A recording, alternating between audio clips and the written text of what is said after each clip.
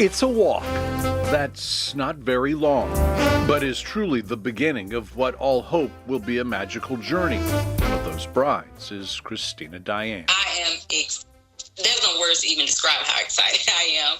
I'm beyond ready. It's overdue. Engaged in 2019, Kristina and Marcellus married this year in Nevada, but it was initially set to be in August of 2020 here in Greensboro. COVID changed that. When the whole pandemic hit, I kind of knew that it may be a possibility. The couple had planned to have the wedding at the Crest Terrace in downtown Greensboro. I had spoke with the venue and we decided that it was best to go ahead and postpone considering the restrictions and everything that was taking place. The wedding moved to May of this year. COVID restrictions still in place, but state mandates would allow for weddings.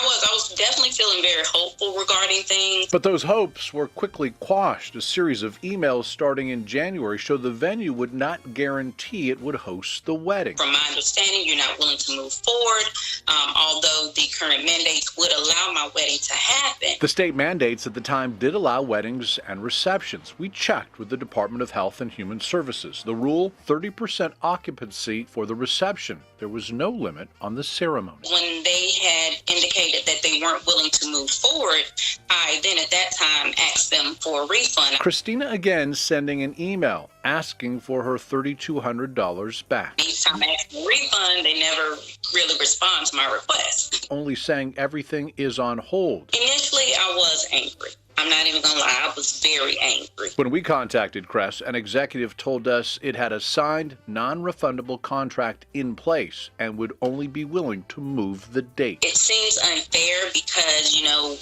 we were all hit by the pandemic. Here's a copy of the contract. It does state the agreement is non-refundable, but in this case, when the bride and groom are willing to move forward under state guidelines, but the venue is non-committal, does it apply? David Daggett is an attorney. If the customer is ready, willing, and able to perform their end within the government regulations, the venue cannot then arbitrarily say, but we're going to impose our own when the customer is already within the limits of the contract. It essentially can't use the contract as a shield and a sword. There is an obligation to honor the contract. Daggett believes a refund is warranted. The bridal party ought to prevail against the venue if they're not willing to honor the contract under the conditions that exist today. We continued to reach out to Crest up until the day the wedding was scheduled. We never heard back. Kristina telling us she didn't either. Oh, absolutely. That definitely did me wrong. So on May 2nd, Kristina and Marcellus were married in Las Vegas, not here in Greensboro.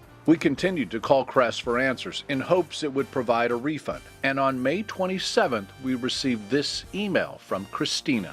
Hi, Kevin. I wanted to update you and let you know that we settled, and all parties are at complete satisfaction and all is resolved.